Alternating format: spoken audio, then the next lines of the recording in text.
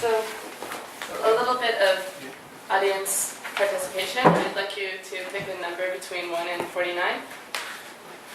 Out loud or not? Like the group, just first one. 48. 48? Okay. Alright. So, I wrote poems for the Omer this year, where each, Do we get to hear more than one? yes, Yay! you can hear as many as you would like, but I won't do too many. Where each poem is, each line in each poem is as many words long as the number of the day. So the first ones are not necessarily very short because they can have lots of lines, but in other ways very short. And then it turned into prose poems basically by the end. And so it was also an interesting experiment to see how different poem lengths facilitated different ways of speaking and presenting ideas. Molly, before you continue, could you just say a few words about what the Omer is? Yes, the Omer is a period between the second day of Passover and Shavuot. That is a period that's traditionally counted, and it has to do with a certain offering that was brought to the temple. And people often use it as an opportunity for self-reflection. There are different concepts associated with different days, such that they can really meditate on a certain aspect of God or of the universe. And so some of the days I actually wrote poems for that, using your table for my... your table 1-9, right? Oh, no, it's our own already. Never mind. We're both Jewish. You're both Jewish. Kidding people. you both were people that are not. Anyway. I'm offended. Great. It's never a good poetry reading unless you offend someone. Okay. So I tried. Some of them are very much God-focused and doubt-focused. I had a sort of journey of doubt the past 2 years and coming to terms with that in different ways.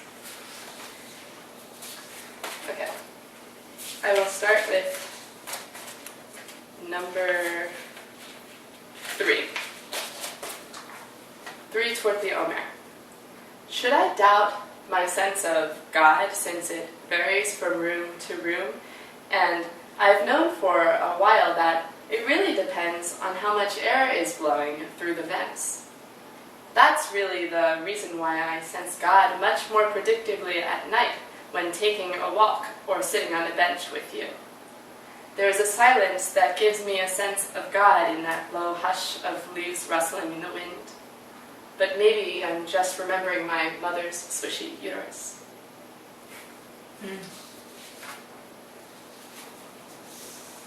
4 toward the Omer. Each line is the number of words of the day. Yes. Wow. 4 toward the Omer. There are times when God seems closer than the people around me, and other times when the people around me seem closer than God. And by closer, I actually mean more real, or more in focus. It's as if I am located at the intersection of perpendicular planes within a multidimensional coordinate system. That's beautiful. It's also the 4th day because it's 4 words, and Yeah. it works for a classic structure of a song. Yeah. I actually did one in iambic pentameter for 10, which is sort of cheating, but I did that regularly. Let's see, what should I skip to? 11 toward the Omer. When considering today the natures of aloneness and companionship, I wondered how each of my cells feels among the rest. Is there a way to express the opposite of being alone that doesn't make mention of the existence of the other discrete entities? I'm not sure that there is companionship except in knowing that the person standing next to you is also alone here. Black holes have event horizons, and we too have a point at which we just become each other and be alone together.